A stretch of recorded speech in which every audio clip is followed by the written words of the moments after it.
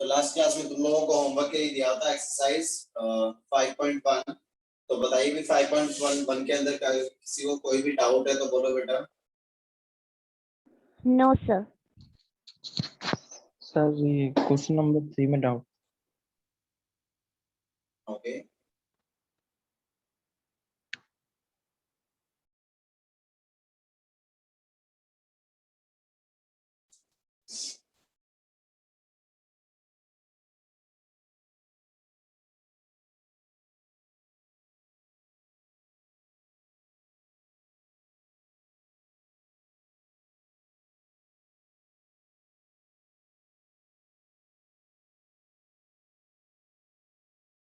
Okay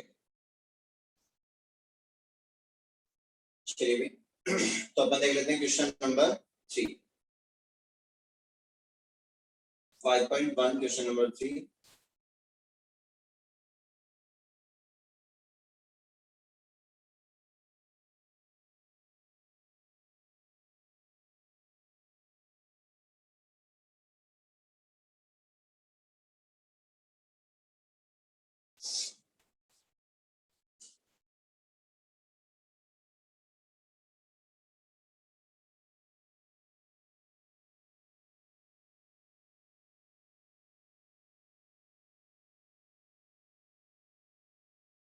Okay.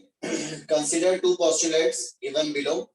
Given any two distinct points A and B, there exists a third point C, which is in between A and B. Okay. And next ये बोल रहा है कि there exist at least 3 points that are not on the same line. Okay. Do these postulates contain any undefined terms? Are these postulates are consistent? Do they follow from Euclid's postulates? Explain. Okay. तो जैसा कि इसने बोला अभी अपने को, first of all इसने बोला कि given any two distinct points A and B, there exists a third point C which is in between A and B. Okay. तो ये कह रहा है कि भाई साहब यहाँ से इस टाइप से तुम लोगों ने क्या किया, ये लिखा हुआ तुम्हारे पास A और ये लिखा हुआ अपने पास कोई भी पॉइंट अपने पास B। तो ये कह रहा है कि एक C पॉइंट एग्जिस्ट करेगा which is between A and B। Clear है वाली बात बेटा जी? तो देखिए भाई अब यहाँ पर उसने ये बोला कि A और B कोई भी दो डिस्टिंक्ट पॉइंट्स हैं, तो वो क्या कह रहा है कि कोई भी एक थर्ड पॉइंट C गिवन है which is between A and B। तो सी पॉइंट जो है वो थर्ड पॉइंट, वो जरूरी तो नहीं है ना कि ये ए और बी जो है इसी पे लाई कर रहा हूँ। आ रही है क्या बात समझ में बेटा? Yes sir. तो फर्स्ट ऑफ ऑल इसने बोला कि do these postulates contain any undefined terms. बिल्कुल अनडिफाइंड टर्म दे रखी है अभी। ए और बी जो है इनको ज्वाइन करने पे अपन ने स्ट्रेट लाइन बनाया या एक लाइन ड्रॉ किया या क्या किया। और दूसरी बात ये है कि यहाँ पे जो भी अपने पास में सी जो पॉइंट है वो इनके बीच में, ये जरूरी नहीं है सी पॉइंट जो है वो यहाँ भी तो सी पॉइंट हो सकता है, यहाँ सी पॉइंट हो सकता है, यहाँ सी पॉइंट हो सकता है, यहाँ सी पॉइंट हो सकता है। क्लियर है वाली बात बेटा जी? Yes sir. तो अपन इसके अंदर अपन क्या लिखेंगे कि there are many points that lie in a plane. Clear है वाली बात बेटा जी? तो एक प्लेन जो होगा उसके अंदर बहुत एक पॉइंट जो है वो उसकी पोजीशन जो है वो इस प्लेन के अंदर कहीं भी हो सकती है, लेकिन पोस्टुलेट के अंदर उसने क्या बोला कि she must be lie between A and B. ये जरूरी नहीं। क्लियर है वाली बात बेटा जी? Yes sir. Okay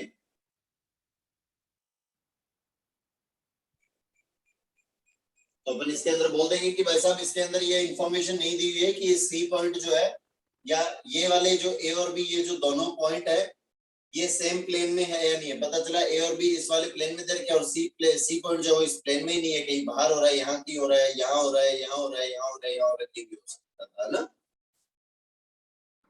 okay yes sir.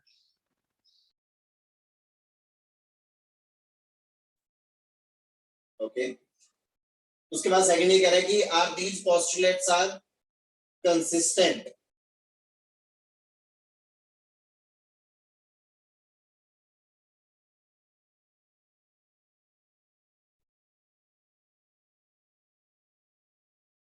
Okay, तो कंसिस्टेंट का मतलब क्या होता है, पहली बात तो ये बताइए, कंसिस्टेंट का मीनिंग क्या होता है बेटा, किसी को सर आइडिया है क्या? Continuous, sir continuous, continuous, okay. Consistent का मतलब ये होता है कि जब भी अपन किसी चीज के बारे में बात कर रहे होते हैं तो वो कंसिस्टेंट है या नहीं है। तो कंसिस्टेंट कोई भी चीज कब होती है, जब उसका एटलीस्ट वन सॉल्यूशन एग्जिस्ट कर रहा हो। ओके, तो यहाँ पे इसको अपन एज ए सॉल्यूशन की तरह इसके अंदर क्या क्या रिजल्ट्स मिल सकते थे, ये जो भी पोस्टुलेट जो भी इसने बनाई है ये कुछ रिजल्ट देगी क्या? तो बिल्कुल अपन ये बोलेंगे कि अगर अपन ऐसा बोलेंगे कि सी पॉइंट जो है वो लाइन सेगमेंट ए बी पे लाई कर रहा है, C point lie on the line segment A and B, that means अब वो सी पॉइंट जो है वो कहां पे लाई करेगा, lie between A and B. A and B. Clear है वाली बात बेटा जी? Yes, Yes, sir. sir. तो इसका मतलब ये हुआ कि ये कैसा हो जाएगा, कंसिस्टेंट हो जाएगा। क्लियर है वाली बात बेटा? Yes, sir. ओके ओके, दूसरा ये कह रहा था कि there exist at least 3 points that are not on the same line. Okay, तो दूसरा वाला है वो भी कंसिस्टेंट हो जाएगा क्योंकि सी पॉइंट जो है वो क्या हो जाए, इस लाइन सेगमेंट पे लाइन नहीं करे, तो ये दूसरा वाला हो जाएगा, दूसरे वाले का भी एक सॉल्यूशन हो जाएगा एक तरह से। तो इसका मतलब ये हुआ कि दोनों के अपन सॉल्यूशंस लिख सकते हैं, इसका मतलब वो दोनों ही कैसे हो जाएंगे, कंसिस्टेंट हो जाएंगे। क्लियर है वाली बात बेटा जी? Yes, sir. Yes. ओके, दूसरी बात ये कह रहा है कि ये यूक्लिड पोस्टुलेट को फॉलो करती है क्या? दोनों दोनों बातें जो है वो बिल्कुल नहीं करती, यूक्लिड ने तो ऐसा कुछ भी नहीं बोला था। Okay, Yes. Yes, sir. उसके अलावा कोई और डाउट है तो बोलो बेटा। Sir, question number 7. Question number 7,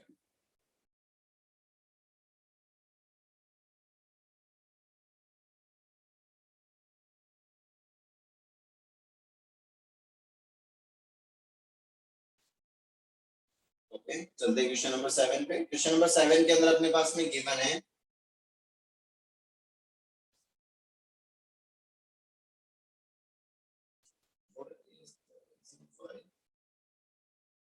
why is axiom 5 in the list of Euclid's axioms considered a universal truth? Note that the question is not about the fifth postulate. Why is axiom 5 in the list of Euclid's axioms considered a universal truth?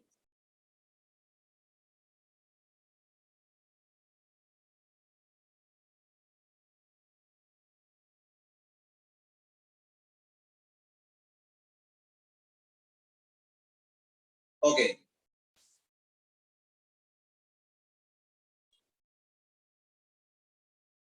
तो ये कहा कि जो तुम लोगों ने axioms जो पढ़ी थी यूक्लिड की, जो भी अपन लोगों ने एक्सियम्स पढ़ी थी उसके अंदर एक्सियम नंबर 5 तुम लोगों को क्या लिखवाया था बेटा? Sir, the whole is greater than the part. Whole is the greater, whole is क्या लिखवाया था तुम लोगों को? Whole the whole is is greater always than the greater part. Then the part. Part. ये है पहली बात बेटा जी। Yes, sir. ओके, तो ये कह रहा है कि इसको यूनिवर्सल ट्रूथ की तरह क्यों कंसीडर किया है इसको, ठीक है ना, कि ये यूनिवर्सल ट्रूथ कैसे हुआ, ये बात है बेटा। Yes, sir. ओके, तो इसके बारे में अपन कोई सा भी एक यूनिवर्सल ट्रूथ की तरह बात कर सकते हैं कि जैसे कोई भी एक एग्जांपल ले लिया, कुछ भी एक मटेरियल के बारे में अपन ने बात कर ली कि देखिए भी पहले तो ये जो मटेरियल था ये इस टाइप से ये इतना था, अब उसके अंदर से ये इतना पार्ट जो है वो कट कर दिया, तो अब उसके बाद में ये ऐसी सिचुएशन होगी। जैसे तुम लोगों को एक एग्जांपल दिया था, ट्रायंगल का एग्जांपल दिया था बेटा। Yes, sir. Yes. ओके, तो उसके अंदर डायमेंशंस लेकर के, पर्टिकुलर डायमेंशंस लेकर के फिर उसके बाद उसके अंदर बातचीत कर सकते हैं। Okay, Yes, sir. सर हम ये भी तो लिख सकते हैं कि वर्ल्ड के पूरे वर्ल्ड में है ना, जब भी इसे ट्राई करते हैं तो ये सेम रहता है, तो इसलिए ये यूनिवर्सल ट्रूथ है। बिल्कुल ऐसा भी बोल सकते हो बेटा। इससे अच्छा अपन ये कहेंगे ना कि इससे अच्छा तो अपन ऐसा कोई एक पर्टिकुलर एग्जांपल देना कि भाई ये देखिए, ये इसीलिए यूनिवर्सल ट्रूथ है कि इस टाइप से अपन लोगों ने एक ट्रायंगल बनाया, उस ट्रायंगल के अंदर ये अपन ने लिया, तो यहाँ से ये देखने से पता चल रहा है ना, तो ये क्लियरली अपने को पता चल रहा है, तो इसलिए ये क्या है, एक यूनिवर्सल ट्रूथ है। Okay, okay sir. इसके अलावा और किसी को कोई डाउट है तो बोलो बेटा।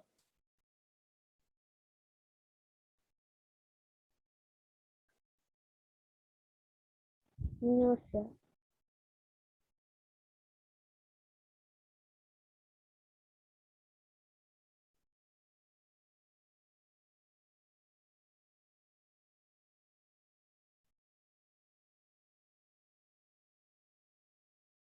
और कोई डाउट नहीं है बेटा? No sir. ओके, चलिए बेटा, तो अपन लोगों ने लास्ट क्लास में डिस्कस कर लिया था। लास्ट क्लास में अपन लास्ट क्या पढ़ा था बेटा? सर थ्योरम पढ़ी थी, थ्योरम एक proof. 5.1। Okay, yes sir. Okay, चलिए बेटा, अब उसके बाद हेडिंग डालिए,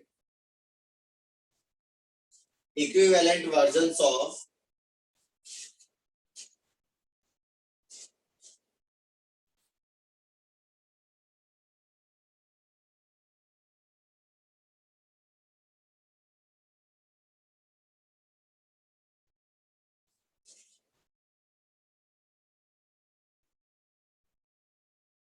यूक्लिड्स फिफ्थ पोस्टुलेट।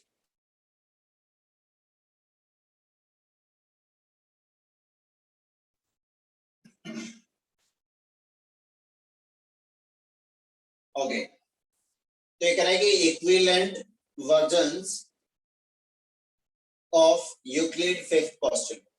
तो यूक्लिड की जो फिफ्थ पोस्टुलेट थी वो क्या थी बेटा? Sir, that if a straight line falling on two straight lines makes the interior angle on the same side of it, it is taken together less than two right angles. तो fifth postulate की बात कर लेते हैं पहले तो, है ना।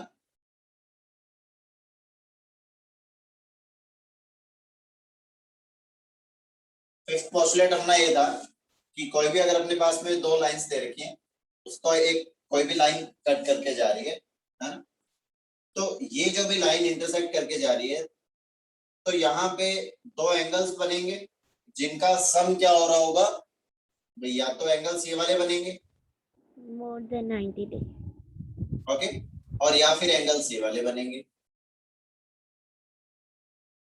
क्लियर है वाली बात बेटा जी? तो Yes. इन दोनों का जो समेशन है वो टू राइट एंगल से जिधर स्मॉलर आ रहा होगा सेम साइड में, जो वो लाइंस है वो क्या करेंगी, उसी साइड में क्या करेंगी, इंटरसेक्ट करेंगी बेटा। Yes. Sir. यहाँ पे क्लियरली दिख रहा है कि ये दोनों जो आ रहे हैं, ये दोनों एंगल जो है इनका समेशन क्या हो रहा है, दो राइट एंगल से क्या आ रहा है, स्मॉलर आ रहा है, तो इसका मतलब ये दोनों लाइन जो है वो क्या करेंगी, राइट साइड में ही इंटरसेक्ट। ये था अपना फिफ्थ पोस्टुलेट बेटा। Yes, sir. ओके,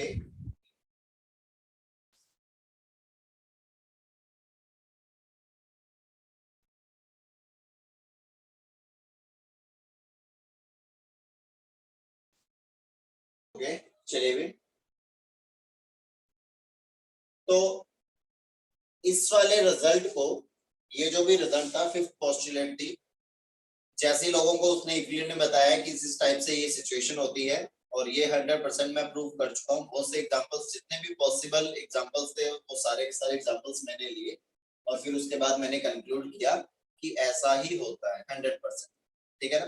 तो फिर क्या किया, जो भी आगे ये चीजें, ये बात जिसको भी पता चली, उसने इस पे रिसर्च करना शुरू किया, तो वो कुछ एक रिजल्ट्स पे पहुंचे, है ना, रिजल्ट पे पहुंचे, इसीलिए उसको अपन क्या बोलते हैं, उनसे जो भी रिजल्ट मिले उनको उसने क्या नेम दे दिया, equivalent versions of Euclid's fifth postulate. Okay, तो देखिए भी उन्होंने अब क्या फाइंड आउट किया, लिखिए जरा। फर्स्ट बात जो कंक्लूड की वो ये थी कि for every line L, for every line L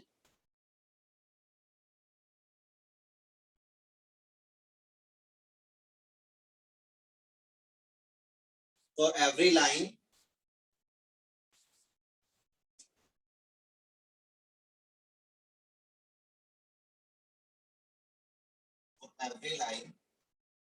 L and for every point P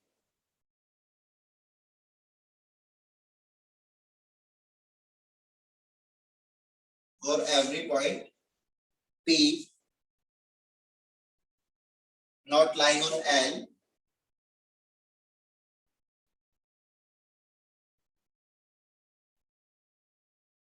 not lying on L, there exists a unique line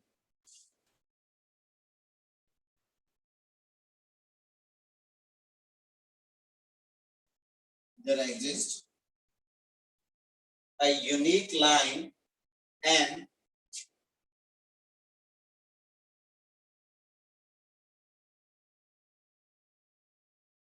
passing through P, M passing through P and parallel to L. Okay. तो ये बात जो है ये किसने बताई थी? एक मैथमेटिशियन था जॉन प्लेफेयर।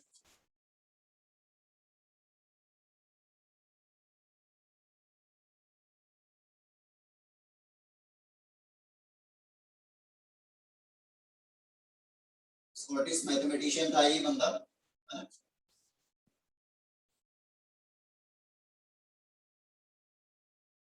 तो ये जो स्टेटमेंट दिया हुआ है इसको क्या बोलते हैं लोग का? प्लेफेयर्स एक्सियम भी बोलते हैं।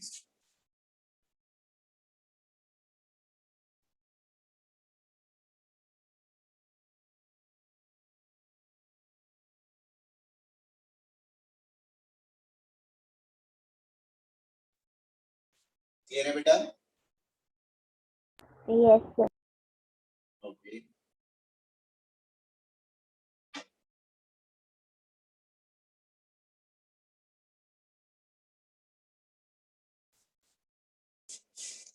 उसने ऐसा बताया कि देखिए वैसा अपने पास में कोई भी एक लाइन गिवन है अपने पास L, या अपने पास में कोई भी एक लाइन दे दिया उसने L और यहाँ के एक P पॉइंट दे दिया, तो इस P पॉइंट से पास होने वाली बहुत सारी लाइंस होंगी।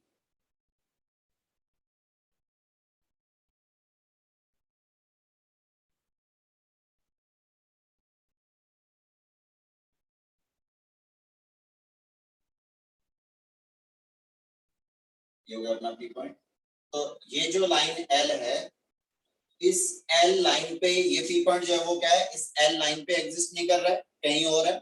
ये कोई P पॉइंट यहाँ हो सकता था, यहाँ हो सकता था, यहाँ हो सकता था, ऊपर भी यहाँ कहीं भी हो सकता था। क्लियर है वाली बात बेटा जी? तो वो ये कह रहा है कि अगर P पॉइंट इस टाइप से एग्जिस्ट कर रहा है तो इस P पॉइंट से एक ही single one unique line exist करेगी which is parallel to this L, और वो कौन हो जाएगी अपने पास? M हो जाएगी। क्लियर है वाली बात बेटा अच्छे से? Yes. इस टाइप डायग्राम बना लो।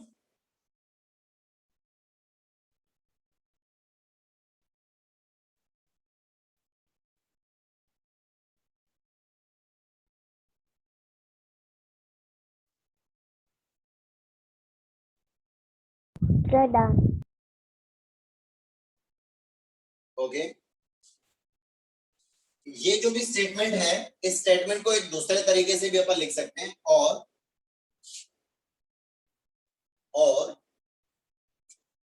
Two distinct intersecting lines, two distinct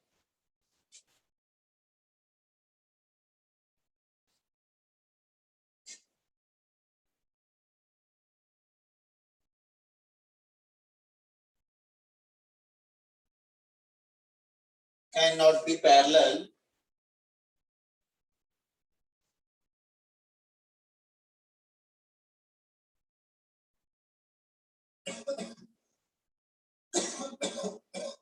to the same line.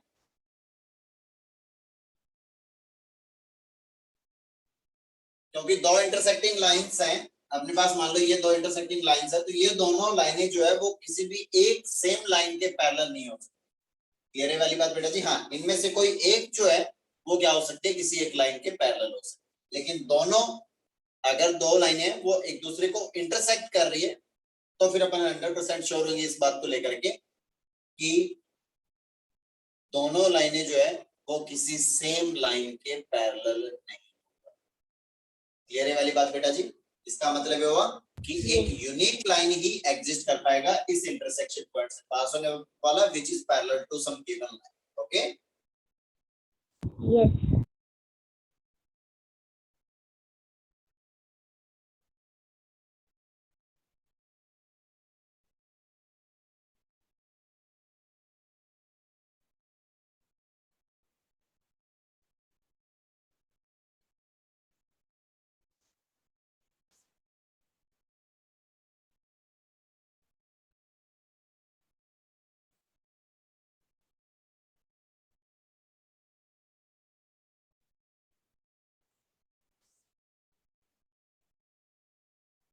Sir, done.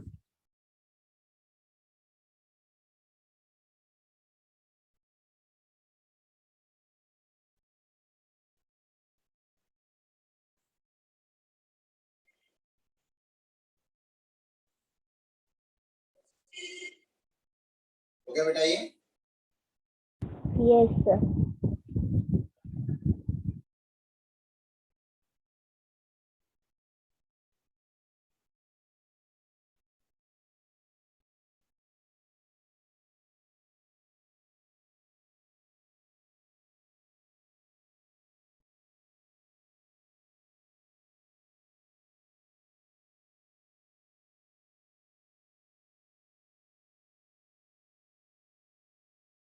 Okay. तो इस ये जो भी अपनी यूक्लिड की जो भी फिफ्थ पोस्टुलेट थी, इसके बारे में एक छोटी सी कहानी भी है कि ये जो भी फिफ्थ पोस्टुलेट है, बहुत से जो मैथमेटिशियन थे उन्होंने बोला कि ये जो फिफ्थ पोस्टुलेट जो तुम बोल रहे हो इसको थ्योरम नाम दो, क्योंकि इसको बाकी जो भी इससे पहले की जो भी पोस्टुलेट्स हैं, फोर पोस्टुलेट्स जो हैं उनको यूज करके इसको क्या किया जा सकता है, प्रूव किया जा सकता है।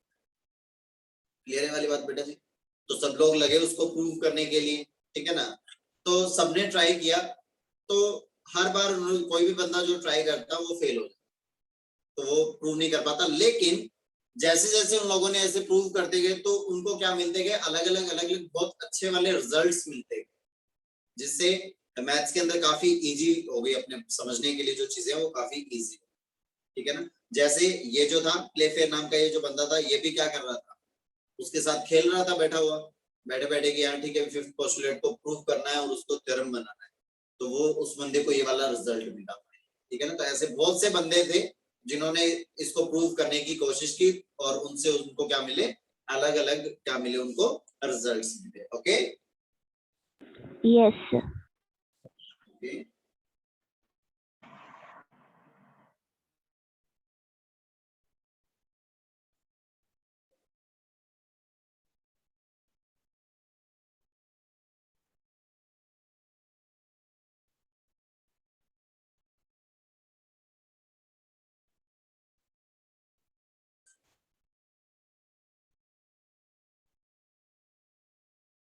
ओके बेटा जी, तो इसके अंदर तुम्हारे यूक्लिड जो ज्योमेट्री थी उसके अंदर ये तुम लोगों का बस ये इतना सा ही सिस्टम गिवन है ना? तो ये तुम्हारा चैप्टर हो चुका है कंप्लीट। अब अगर किसी को कोई भी इस चैप्टर के रिगार्डिंग डाउट है तो बोलो बेटा, एनी डाउट? No, sir. चलिए, तो वो कहानी लिख लेते हैं अपन, ठीक है ना? जिससे कि हो सकता है कुछ और भी अपने चीजें जो है वो क्लियर हो जाए और अच्छे से। तो लिखिए,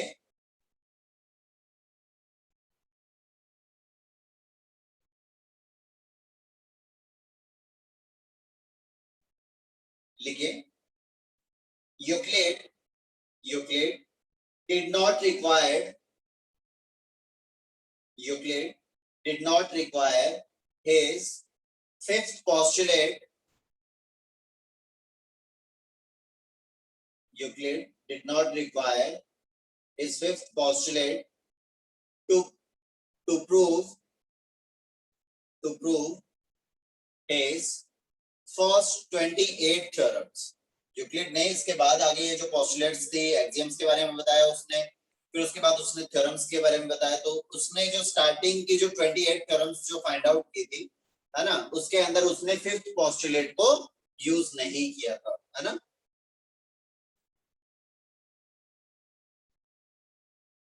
ओके, Yes, नोट डाउन बेटा, yes. Yes, sir. आगे लिखिए। Many mathematicians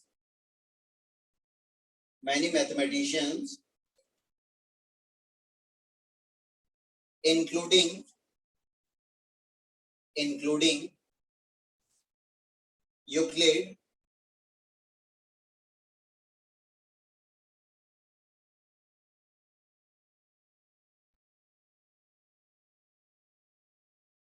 were convinced, many mathematicians including Euclid were convinced that the fifth postulate is actually a theorem. Fifth postulate is actually a theorem that can be proved,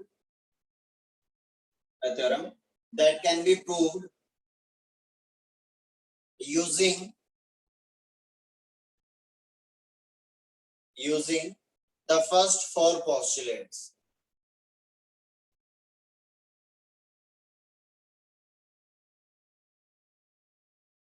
Using first four postulates and axioms.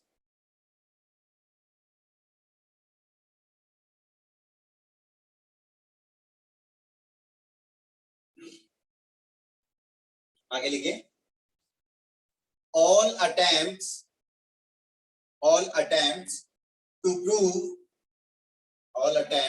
to prove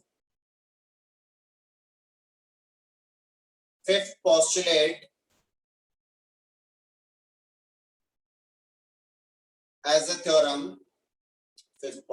as a theorem, have failed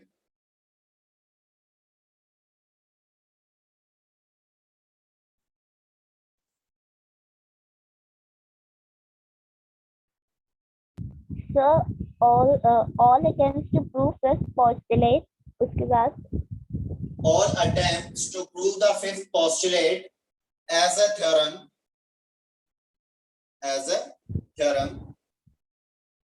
have failed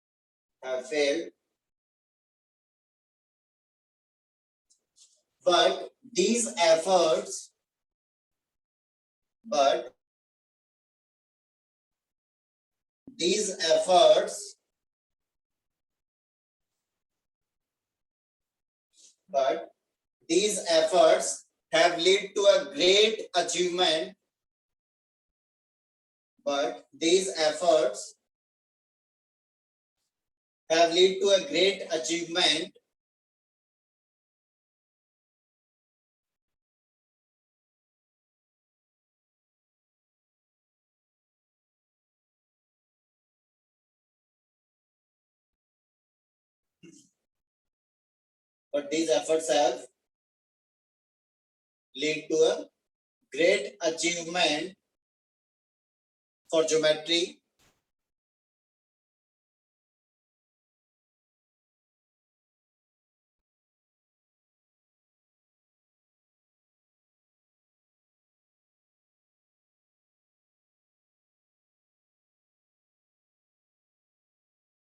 आगे लिखिए इसमें, these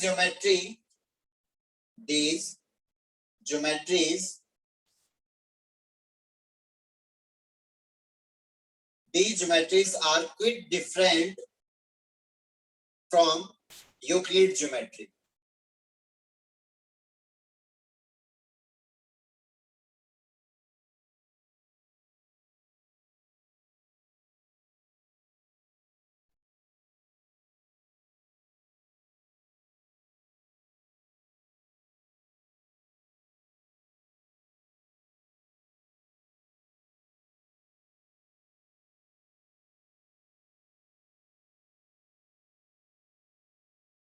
Yes, sir.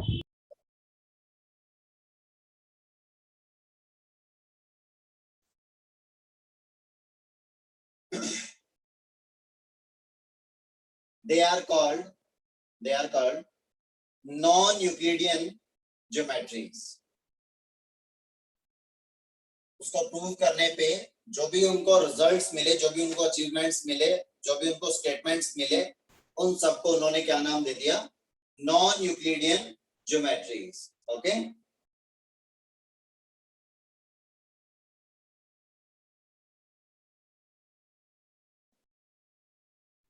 Yes. Okay.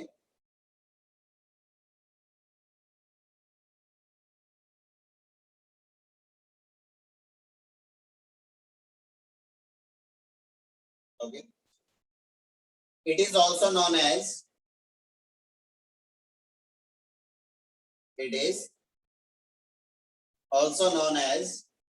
spherical geometry.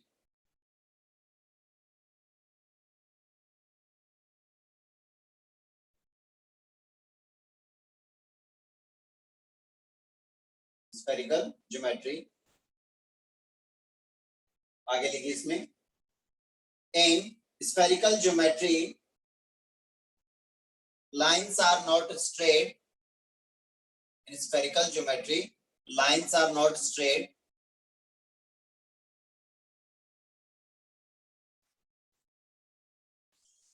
क्योंकि जो भी अपने पास में sphere बनेगा वो कुछ इस टाइप से होगा भी.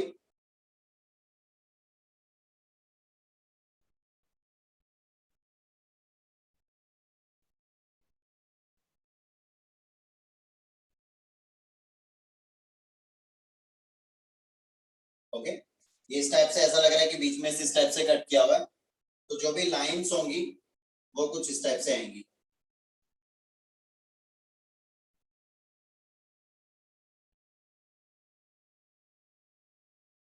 ये 90 डिग्री, ये 90 डिग्री, ये 90 डिग्री, ये 90 डिग्री, क्योंकि स्फीयर जो है वो कुछ इस